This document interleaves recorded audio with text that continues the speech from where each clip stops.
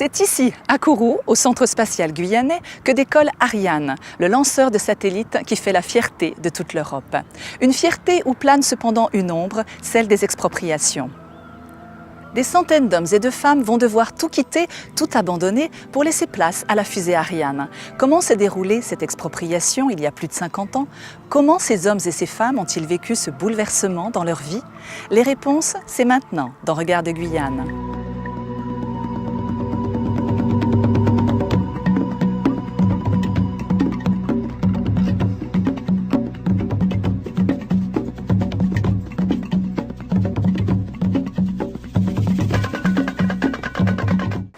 Bonsoir et bienvenue dans Regard de Guyane. Chaque semaine, nous partirons ensemble à la découverte d'un événement, d'une situation majeure dans l'histoire de la Guyane et dont les conséquences sont toujours d'actualité.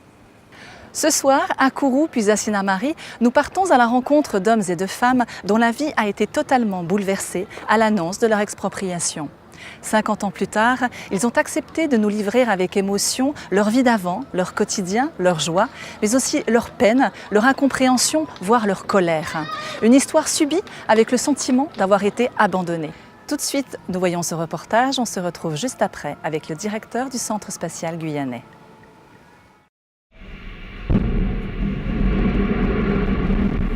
Avec plus de 300 satellites lancés en 36 ans, Ariane connaît un succès grandissant. À chaque tir, c'est une explosion de joie pour les ingénieurs et un véritable spectacle pour le monde entier. C'est forcément fabuleux, un lancement de fusée, c'est extraordinaire. C'était magique, c'était vraiment superbe. Mais ce succès, à qui Ariane le doit-elle?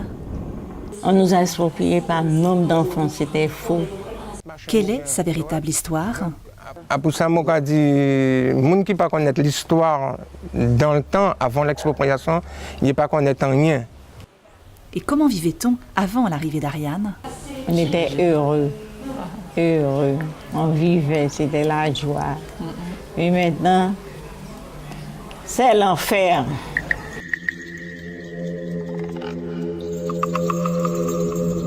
Poussée par les 250 tonnes des 4 moteurs de son premier étage, Ariane s'élance du sol guyanais le 24 décembre 1979. Cette date ouvre la porte de l'espace à l'Europe et lui garantit son indépendance à la course aux étoiles. Si le monde entier a pu vivre en direct le vol de la célèbre fusée, peu de gens connaissent l'histoire de son arrivée sur le sol guyanais. Bien avant Ariane, il y avait des hameaux, Kourou, Karouabo, Malmanouri, Renner, et en ce temps-là, on vivait bien. Juliana Chocho n'avait que 10 ans, mais elle se souvient de cette époque. On vivait de la pêche et de la chasse, essentiellement. Très peu de produits congelés, d'ailleurs pas du tout. Parce que moi, je me souviens quand je suis née, est-ce qu'on avait déjà, on n'avait pas encore le réfrigérateur, parce que le peu de personnes qui avaient un réfrigérateur, c'était un réfrigérateur à pétrole. Et nous, je crois qu'on n'en avait pas encore. On n'en avait pas encore en 65. Donc c'était des produits frais essentiellement, cuits le jour même, salés ou boucanés. Moi, les gens disent que c'était pas une bonne vie, on était malheureux, etc. Il n'y avait pas ça, on était pauvres, ceci. Moi, je dis, dans cette pauvreté, on ne savait même pas qu'on était pauvres. On ne souffrait pas, parce qu'on avait besoin de rien. On mangeait tous les jours et on mangeait frais. En ce temps-là, on ne se posait pas de questions. Pour Léa Stanislas, c'était la belle vie. Le matin, ça faisait tellement joli à entendre.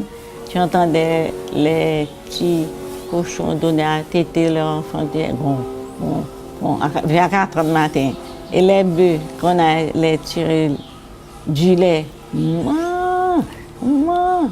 Ça, c'est la gaieté, ça. On vivait heureux. C'était la joie, oui, avant, à la campagne à Kourou. Mais oui, on venait à Kourou pour aller à l'école, à pied. C'était dur, mais c'était la vie. On avait choisi ça. Bon, des fois qu'on connaît, on connaît mieux, bon, on en vit peut-être un petit peu, mais là, c'était pas le cas. Hein. Tout le monde était joyeux, on se réunissait à Noël, on faisait nos fêtes ensemble. Donc déjà, j'avais 3 sœurs et un frère. Donc on était suffisamment nombreux pour jouer déjà chez nous, on se ralliait aux autres. Les enfants du bourg, les neveux, nièces de mon papa, prenaient plaisir à nous rejoindre pendant les vacances parce que pour eux, c'était la belle vie. On était à l'aise, il y avait vraiment de l'espace et c'était quand même une autre vie, à chercher les graines, manger ce qu'il y avait dans la nature, etc. C'était bien, merveilleux. Moi, j'avais 10 ans, j'étais encore jeune, mais c'est une période à laquelle j'y pense de temps en temps et assez souvent. Nous sommes en mars 1962. Les accords d'Évian permettent à l'Algérie d'accéder à son indépendance. La France, qui possède un site de lancement au milieu du Sahara algérien, doit donc trouver un nouveau lieu d'implantation pour son projet spatial. En avril 1964, le général de Gaulle choisit d'installer la base à Kourou, en Guyane française.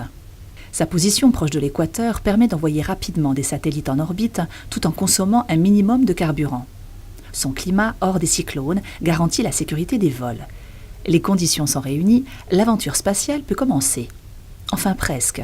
Car sur ce terrain, il y a des hommes et des femmes, certes une poignée, mais une poignée qu'il va falloir déloger. Autour de 300 personnes sont concernées par cette opération d'expropriation.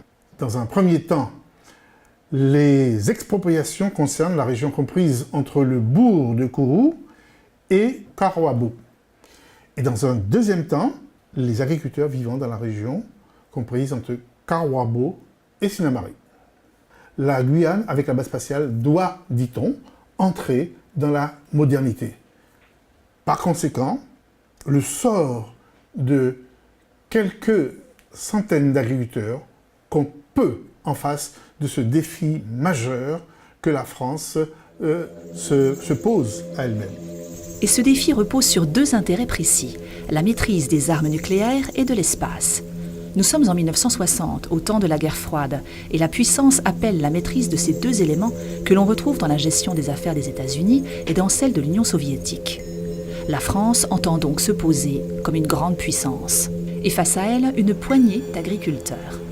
Pour comprendre la situation à Kourou, il est essentiel de rappeler comment vivent les agriculteurs à cette époque-là. Ils pratiquent un élevage extensif, l'abatis. Cet élevage exige un espace important car il nécessite des déplacements périodiques afin de laisser la terre se régénérer. On a donc affaire à des hommes et des femmes bien enracinés dans cet espace et qui y vivent en fonction des données de la culture créole. Et ce ne sont ni des ignorants, ni des gens qui pratiquent une agriculture archaïque comme on va le penser au moment de procéder aux expropriations. Il y a une sorte d'ignorance de ce que sont ces hommes et ces femmes. À leurs yeux, les agriculteurs sont des paysans peu formés aux techniques agricoles modernes. L'abatis n'est pas considéré en ce temps-là, nous sommes dans les années 60, comme l'entreprise agricole d'avenir. C'est cet espace aménagé, pensé en fonction du mode de vie créole qui va être bouleversé par la décision d'implanter le centre spatial guyanais. Bien que très jeune à l'époque, Juliana se souvient de cet événement car son père, aujourd'hui décédé, lui en a souvent parlé, car il a été très marqué. Pour lui rendre hommage, elle a raconté l'histoire de sa vie dans un recueil. Elle évoque notamment l'expropriation de sa famille. Alors déjà, ils avaient envoyé un courrier que mon père a reçu au début de janvier 65 et il fallait tout de suite partir pour juillet 65. Donc il lui avait donné en gros 6 mois et pendant ces 6 mois-là, il fallait partir. Donc c'est la lettre officielle qu'il a reçue. Bien qu'avant, parce que comme il était du côté, et ça il faut peut-être le souligner, politique, c'était un homme de gauche. Donc il l'a su et il mettait en place justement une stratégie pour pouvoir faire dans les normes, si on veut, cette expropriation, puisque ça a été quelque chose de très désagréable. D'autant plus désagréable que 6 mois plus tard, son père reçoit la compensation financière correspondant à l'évaluation de ses biens. Et c'est le désarroi. Pour 4000 hectares de terre, ses plantations et ses constructions, le CNES lui propose 5103 francs de l'époque, soit 777 €. Les bases sur lesquelles s'est appuyée l'administration pour indemniser ses propriétaires a été considéré comme dérisoire. Ces agriculteurs ont estimé qu'ils ont été les dindons de la farce de l'opération implantation de la base spatiale de Kourou. Ils n'ont pas pris en compte ce qu'on avait, ils n'ont vraiment, je pense, tenu compte de rien du tout. De l'évolution même des gens, qu'on On était appelés à être adultes, nous aussi. Aux jeunes qui étaient encore chez les parents, qui avaient quand même entre 17 ans et 20 ans, 21 ans, qui pouvaient créer leur famille à côté. Donc ils n'ont pas tenu compte de tout ça. Ah ben on lui avait promis de passer le bulldozer, d'attendre une nuit n'importe quand, et il fallait absolument qu'il dégage, quoi. Mais c'était pas dit d'un ton tendre, hein, c'était ferme. Et ils ont envoyé le préfet, ils ont envoyé des gens venir porter des courriers pour dire comment ils avaient une assignation, quoi. Il fallait tout de suite partir et faire ceci, faire cela. C'est ça où on vous passe le bulldozer, on fait ceci, on fait cela, etc. Hein. Et là, ils ont cassé, ils ont détruit la maison. Après, ils sont passés, ils ont détruit les maisons qui restaient. Démunis face aux assignations, les agriculteurs ne peuvent que se plier à la demande de l'État. Ils étaient relativement mal outillés pour faire valoir leurs droits, pour faire valoir la manière dont ils concevaient leur vie, la manière dont ils concevaient leur rôle dans la société guyanaise, la manière dont ils concevaient leur rôle dans l'économie guyanaise.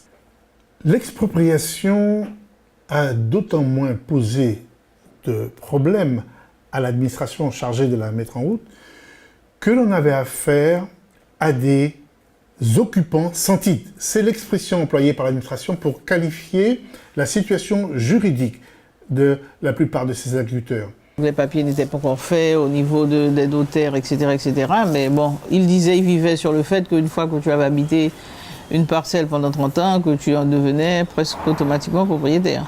L'usage consistait à mettre à la disposition des personnes qui voulaient s'installer des concessions. Ces concessions étaient prélevées sur le domaine de l'État. Au bout de certains temps, lorsque la mise en valeur était constatée, on pouvait donner un titre de propriété. Donc c'était comme ça pour tous les gens de Lens et de la cité du stade, de Kawabo, etc. Hein. C'était des zones, on avait... Moi je pense que d'un commun accord, ces gens-là, c'était limité, une parcelle, une propriété, et bon... Moi, je sais que devant, il y avait notre maison. Un petit peu plus en avant, sur la droite, il y avait M. Stanislas, qui était un cousin à mon papa. Derrière, il y avait la tante, donc sa tante, la sœur de sa maman. De l'autre côté, il y avait mon grand-père. Donc, et chaque personne était délimitée sur une parcelle. Parce que quand on avait 21 ans, après le service militaire, les parents casaient leurs enfants. Donc, la parcelle était attribuée, ils prenaient autant qu'ils pouvaient en cultiver. Et je pense que si mon père, il en avait à peu près 5 hectares, je pense. Et c'est parce qu'il était capable. Donc il y avait les abattis qui prenaient énormément de place, parce que les abattis étaient faits aussi sur le terrain. Bon, des fois, on sortait, on allait un peu plus loin que la parcelle résidentielle. Mais les gens étaient quand même... bon, ils se comprenaient, quoi. L'un n'empiétait pas sur la propriété de l'autre. L'État va donc demander à des habitants qui occupent des terres depuis des générations de quitter les lieux sans tenir compte de leur mode de vie et de leur culture. Pour l'État de l'époque, les priorités sont ailleurs. L'expropriation n'a pas été pensée du tout. On a pensé le dégagement de l'espace nécessaire pour l'implantation de la base spatiale. Le reste est secondaire. On a fait au mieux avec les moyens dont on dispose et surtout avec la manière dont on voyait ces agriculteurs. Il y aura donc un conflit d'intérêts majeurs entre, d'une part, ces agriculteurs créoles, installés là depuis plusieurs générations, et la France qui entend installer sa base spatiale. Les premières expulsions ont donc lieu au cours de l'année 1965 et vont se poursuivre jusqu'en 1971. Si Kourou et Sinnamary ne sont encore que des petits bourgs, en quelques mois, le paysage est totalement transformé. De gigantesques infrastructures d'aménagement et d'urbanisation poussent alors comme des champignons. Un pont pour apporter le matériel, des routes, des immeubles pour loger les ouvriers et les ingénieurs sortent de terre et en quelques mois, la zone de lancement est prête. Si la fusée trouve rapidement sa place, ce n'est pas le cas des personnes déplacées. Les expropriés vont être relogés à quelques kilomètres de là, dans ce qui va devenir le quartier du Stade. Edgar Chochot est alors âgé de 8 ans, il se souvient. Ce sont des personnes qui étaient leurs propres patrons, qui avaient des cheptels de bétail, qui travaillaient à leur compte. Et du jour au lendemain, on leur a annoncé qu'il fallait partir. Il fallait quitter leur lieu de vie, hein, qu'ils ont connu depuis bien des années, et puis pour aller vers une vie, je dirais, une vie misérable. Bien des maisons n'ont toujours pas été réhabilitées 50 ans plus tard. Et même si elle a déménagé depuis à Cayenne, Juliana partage le même sentiment, aujourd'hui encore. Ils n'ont pas pris en compte ce qu'on avait, ils n'ont vraiment, je pense, tenu compte de rien du tout. Et c'est dommage, parce que même quand ils ont construit la cité du stade, et que nous avons été expropriés et mis, il n'y avait pas de terrain de jeu pour les enfants, aucun espace approprié, d'ailleurs jusqu'à maintenant. Pas d'espace pour les enfants, pas d'espace, pas d'aire de jeu, rien du tout. Et c'était dommage. Donc on a quitté une maison à étage pour entrer dans une petite maison basse qui n'était même pas individuelle, etc. Donc les gens sont l'un sur l'autre, alors qu'on n'a pas connu ça. C'est-à-dire que pendant 10 ans, moi en tant que jeune, j'ai été élevée où j'étais bien, toute seule. Et là, on est arrivé à entendre ce que disait le voisin d'à côté. Parce qu'il y avait juste un petit mur qui nous séparait du voisin. Qui se souvient 50 ans plus tard de l'ancien Kourou? Seul vestige de cette époque, les rues qui portent les noms des anciens hameaux. Quartier des Savanes, quartier de Lens ou bien encore rue Carwabou. Quant au site lui-même, c'est chasse gardée. Propriété exclusive du Centre spatial guyanais, même si à l'époque, les expulsions ne devaient durer qu'un temps. Alors au départ, c'était provisoire, soi-disant. C'est ce qu'ils avaient dit. Mais du provisoire, ça a été du définitif. Et ça dure jusqu'à maintenant. Mais j'avais dit, on nous a mis là provisoirement, quand il y a des tirs, on vient à Kourou, et puis après, tu vas à la campagne. Et c'est pas ça ce qui s'est passé. Tu vois un peu comment ils sont malins. C'est vrai. Alors, ils ont dit, allez voir, ils ont dit, on les a bien eu, les macaques noirs. Je suis sûre qu'ils ont dit ça. C'est vrai. Hein? Le désarroi est total. La désespérance est totale. L'incompréhension est totale. On ne comprend pas qu'on puisse provoquer un tel bouleversement dans la vie des agriculteurs, que l'on puisse proposer à des agriculteurs un cadre de vie, un nouveau cadre de vie qui ne leur permette pas de vivre. On ne leur propose pas un cadre de vie équivalent, ayant la valeur de ce qu'ils possédaient dans la région de Kourou, de Rainer, de Parakou ou de Malmanouri. Ils ont fait des choses avec nous qui n'est pas juste. Hein. Nous, quand on était à la campagne, on avait chacun leur puits pour prendre de l'eau. Bon, on est venu ici, il faut payer l'eau. Normalement, on l'a arrêté, on ne devait pas nous faire payer de l'eau. Pour moi, hein. La lumière, d'accord. Mais de l'eau, non. On ne devait pas nous faire payer d'eau. Donne-nous notre puits, on avait notre puits. Donne-nous notre puits. Vous ne voulez pas nous donner notre puits, ne faites pas payer l'eau. Et là, moi, ce qui me fait mal, c'est que, soi-disant, les personnes expropriées pour les biens du CSG qui, normalement, devaient partir parce que c'était si dangereux que ça, trop dangereux. Alors, deux choses, très dangereux, personne ne devait y être, c'était vraiment, il fallait sortir, sont sortis. Et maintenant, qu'est-ce qu'on voit? Que, on nous proclame tout le temps que la fusée, c'est pas dangereux, il n'y a rien, etc., etc.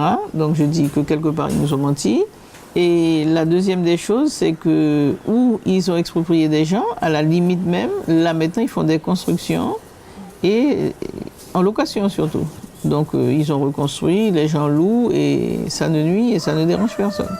Alors que nous étions là, on nous a expropriés pour le bien du CSG qui maintenant refont encore profit avec des constructions et des locations.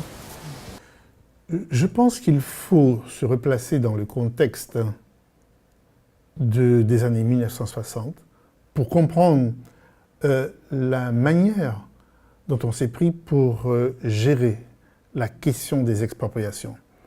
La priorité n'est pas dans la gestion de l'expropriation. La priorité n'est pas dans la réinstallation de ces personnes. Après tout, aux yeux de l'administration française, aux yeux du CNES, aux yeux de l'État, il s'agit de quelques personnes, certaines de personnes, ne constituant pas un poids économique essentiel, ni pour la France, et à leurs yeux, ni pour la Guyane. Et ces agriculteurs, qui pèsent peu dans les affaires de la France, qui pèsent peu dans les affaires de la Guyane, sont confrontés à des intérêts majeurs. Et l'intérêt majeur principal, c'est bien sûr la conquête de l'espace. L'implantation de la base spatiale est présentée aux Guyanais comme le futur moteur économique de la Guyane. Une économie dans laquelle les agriculteurs auraient souhaité être plus impliqués. On n'a pas mis à disposition, par exemple, un travail. J'ouvre, j'installe le centre spatial, je vous offre tant d'emplois avec la qualification des gens ou faire mettre en place une formation pour pouvoir les aider à s'installer, à prendre place, à travailler aussi au CSG. Ça n'a pas été fait. Donc le peu de gens qui ont eu la chance de partir, c'était éventuellement des gardiens, les ouvriers qui ont construit. Je sais que mon père, il a travaillé un petit peu sur la construction de la cité du stade, les grands chantiers, mais ils ont fait venir la main-d'œuvre extérieure. Et très peu de gens ont travaillé, très peu de gens sont retraités du centre spatial. Il n'y en a pas. Il y a des Guyanais, certes, qui travaillent au centre spatial, mais il n'y a pas de Kouroussiens forcément, de beaucoup. Les agriculteurs se sentent donc écartés, mais également abandonnés par les élus de l'époque. On n'avait personne pour nous défendre. C'était à l'époque, c'était lui-même, c'était M. Riemann, Eustache Riemann. Il était le maire, mais qu'est-ce qu'il a fait pour nous? Normalement, il y avait beaucoup de terrain en Guyane. On ne devait pas nous mettre collés comme ça. On devait nous mettre la maison individuelle, séparée. Les agriculteurs ont le sentiment qu'ils n'ont pas été soutenus par les élus, le sénateur, le député, le conseil général. Bien sûr, les élus ont pris en compte leurs souffrances. Bien sûr, les élus sont intervenus, notamment le député de la Guyane, Léopold Eder, pour que le relogement, pour que la réinstallation sur les terres de Guatemala ou de Matiti ou de Sinamarique, que les conditions soient améliorées. Mais c'est tout ce qu'ils ont obtenu. Et c'est peu de choses, car tandis que les terres sont réquisitionnées par le CNES, les agriculteurs qui possèdent des abatis se voient attribuer une petite parcelle sur Guatemala pour les expulsés de Kourou et sur Matiti pour les expulsés de Sinamari. Une maigre compensation puisque les terres proposées sont loin d'offrir les conditions d'antan. Tous les gens n'ont pas eu les mêmes lots de terre, tous les gens n'ont pas eu la même qualité. Et ça ne nous garantissait rien, parce que la production était déjà plus mauvaise, d'autant plus que les gens étaient impatients, parce qu'ils attendaient que ça prospère rapidement, alors que ça a été carrément le contraire. Moi, je sais que bon nombre de produits d'arbres fruitiers que mon père a plantés ne portaient pas. Ananas, rien du tout, corosol, rien, ou très peu, par rapport à ce qu'on avait à la savane. Donc on nous a laissés là. Mais le problème qui se posait, c'est qu'on nous a attribué ces terres et nous n'avions pas de moyens de locomotion. Donc il fallait prendre le bac de l'époque et aller sur la parcelle. Mais la parcelle étant répartie sur la grande parcelle, quand vous étiez à 1 km du bac, ça allait. Mais quand nous étions à peu près à plus de 7 km, 8 km du bac, il fallait faire du bac à l'extrémité à pied. Et une fois qu'on avait récolté, on n'avait pas de moyens de locomotion pour essayer de ramener la cueillette. Le conseil général, ils avaient convenu de mettre en place un transport pour pouvoir acheminer les gens et les déposer régulièrement le matin sur le terrain. Donc des fois, souvent, l'heure ne correspondait pas, le nombre de places était insuffisant, etc., etc. Alors, on a fait ça une seule fois et puis on a laissé tout. On ne pouvait plus aller. Vraiment, l'esclavage, ça. Vraiment, c'était l'esclavage pour aller dans son abattoir. Si beaucoup de terrains ont finalement été laissés à l'abandon, Juliana, Edgar ou Léa donneraient cher pour retrouver leur vie d'avant. Léa, tu as le droit de retourner demain.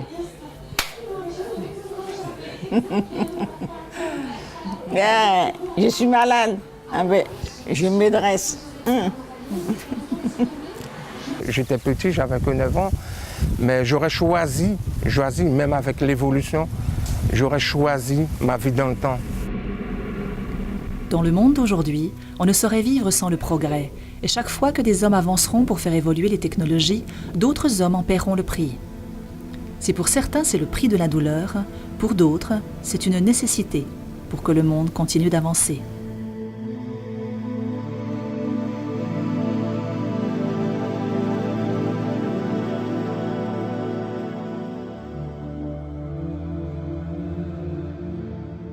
Bonsoir Monsieur Chemoul et bienvenue dans Regard de Guyane. Vous êtes aujourd'hui le directeur du Centre spatial guyanais depuis juillet 2012. Alors évidemment, vous n'étiez pas là au moment des expropriations il y a 50 ans. Vous héritez cependant de ce passé et vous en assumez aujourd'hui les responsabilités. Tout d'abord, que pensez-vous de ce reportage ? Bonsoir, oui. Alors effectivement, j'ai vu ce reportage avec beaucoup d'intérêt et je comprends tout à fait le sentiment de ces gens qui ont perdu à la fois des biens, qui ont perdu un mode de vie, et ça c'est important, une culture qui a été en quelque sorte bafouée, et puis pour lequel on les a mis dans des conditions de vie, dans un cadre de vie qui n'était pas celui dans lequel ils étaient habitués, dans lequel ils vivaient.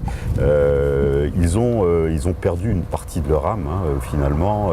Ils ont dû tout se reconstruire, avec une idée qu'à cette époque, ils vivaient bien, ils vivaient heureux, et que là où on les a mis, effectivement, on a dégradé leurs conditions de vie. Donc on a manqué de considération, et ça, effectivement, je le reconnais.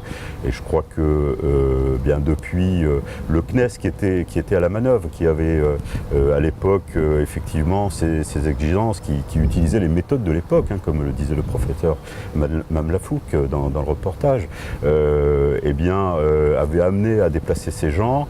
Et depuis, le CNES a pris conscience de cette situation pour les familles, pour ces gens, pour leur culture, et a essayé de corriger effectivement cette situation. Alors Madame Juliana Dufay-Chouchou nous parle du fait qu'à l'époque, on leur a demandé de sortir de la zone, justement parce que la fusée était dangereuse, tout ça était dangereux. Aujourd'hui, elle voit que de nouvelles constructions ont été réinstallées aux endroits même où certaines personnes ont été expropriées. Alors justement, aujourd'hui, on peut dire, Ariane, dangereuse, pas dangereuse ? Alors, le lancement d'une fusée est par nature dangereux. Et ce que nous faisons, c'est que nous éliminons ce danger, nous réduisons les risques et nous nettoyons les populations. Alors il fallait effectivement avoir beaucoup de terrain pour assurer cette sécurité. Alors il se trouve qu'à l'époque, c'était il y a 50 ans, on avait des techniques différentes, on avait des gestions différentes, et puis il fallait être bien malin pour savoir comment allait évoluer le secteur spatial en 50 ans, comment allaient évoluer les besoins du secteur spatial. Et donc, il fallait prévoir un terrain suffisamment large pour permettre le développement de l'activité spatiale. Ce terrain large, c'était pour assurer la sécurité. Donc oui, les fusées sont dangereuses. Mais depuis, les choses ont évolué. On a maîtrisé mieux nos systèmes de lancement, on sait comment les contrôler, et finalement le besoin de terrain où on doit assurer absolument cette sécurité, où au moment des lancements, il n'y a absolument personne, ce besoin-là s'est réduit. Et c'est pour ça que le centre spatial, qui au début était de 1000 km², c'était pratiquement la surface de la Martinique, aujourd'hui n'en fait plus que 700. On a restitué les terrains, on les a restitués à des agriculteurs. Par exemple, la zone de Guatemala, qui a été mise à disposition d'agriculteurs, on l'a restituée aussi aux collectivités locales, à la mairie de Kourou, et effectivement à utiliser ces terrains pour faire du logement social. Et donc, effectivement, là où il y a le logement social, alors on peut le regretter après coup, mais là où il y a du logement social, c'est pas dangereux. Mais ça a permis quand même de loger des gens, parce que effectivement la population de la Guyane a beaucoup augmenté depuis 50 ans. Donc on a parlé ensuite de réhabilitation possible sur la cité du Stade. En tout cas, c'était le combat de chaque politique, de chaque maire qui est venu régulièrement sur la zone de Kourou. Et puis finalement, ça ne s'est jamais fait. En tout cas, il y a des maisons qui ont été réhabilitées, d'autres non. Et aujourd'hui, est-ce que vous pensez qu'on va pouvoir peut-être assister en 2016 à une nouvelle réhabilitation de ces maisons de la cité du Stade à Kourou, en tout cas par rapport à Kourou? Alors, donc la cité du Stade, elle a été construite pour loger les gens. Et là, je dois reconnaître, j'ai visité ces logements, que les choses ont été faites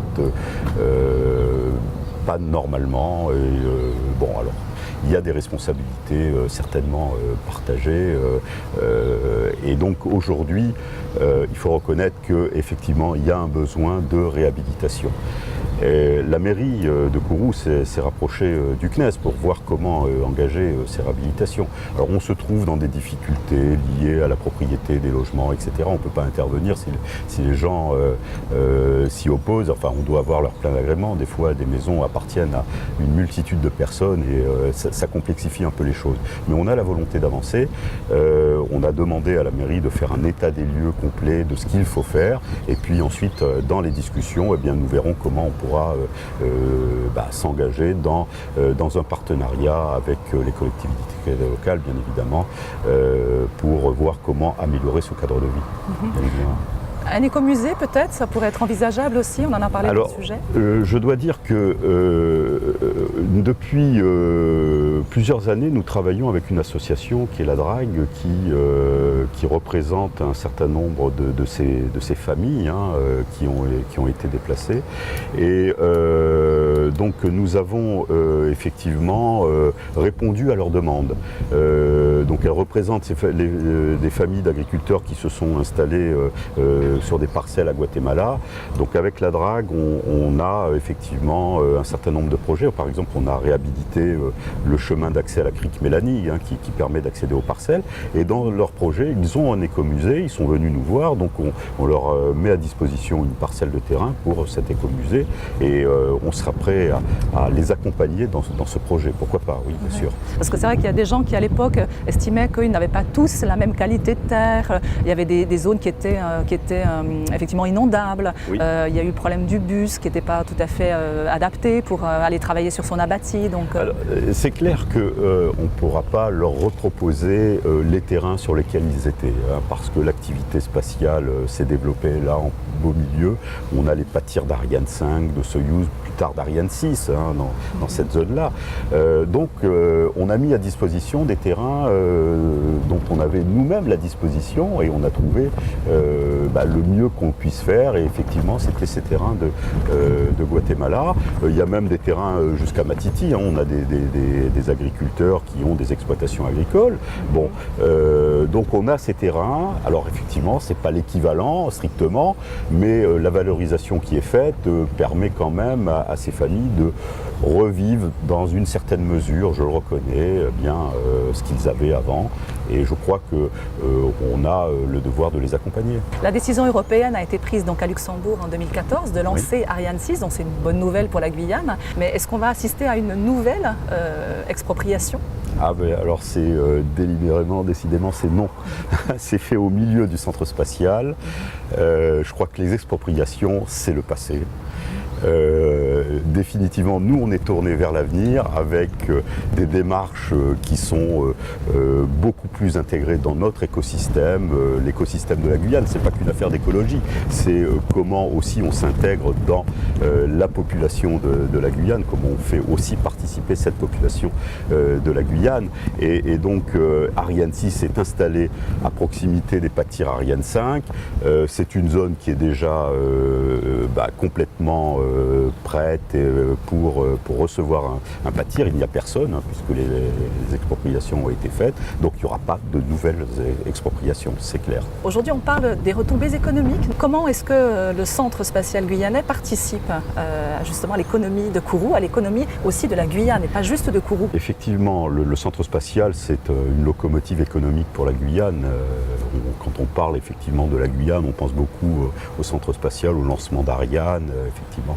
Et le centre spatial a pu comme ça catalyser un certain nombre de développements économiques qui se traduisent par de l'emploi. Nous avons 1700 salariés sur la base, 75% sont en contrat local, beaucoup de Guyanais qui sont issus du bassin guyanais et de plus en plus dans des postes de cadre, par exemple les directeurs des opérations, la moitié de nos directeurs des opérations, c'est-à-dire ceux qui sont vraiment aux pilotes, comme pilotes des campagnes de lancement, des chronologies de lancement, eh bien sont des Guyanais, ils sont issus de ces formations qui ont été faites en Guyane. Donc on a des gens qui sont intégrés complètement dans nos équipes. Nous sommes là aussi pour faire en sorte que les formations puissent alimenter le centre spatial à tous les niveaux. On a besoin de techniciens principalement, mais on a aussi besoin d'ingénieurs, de cadres.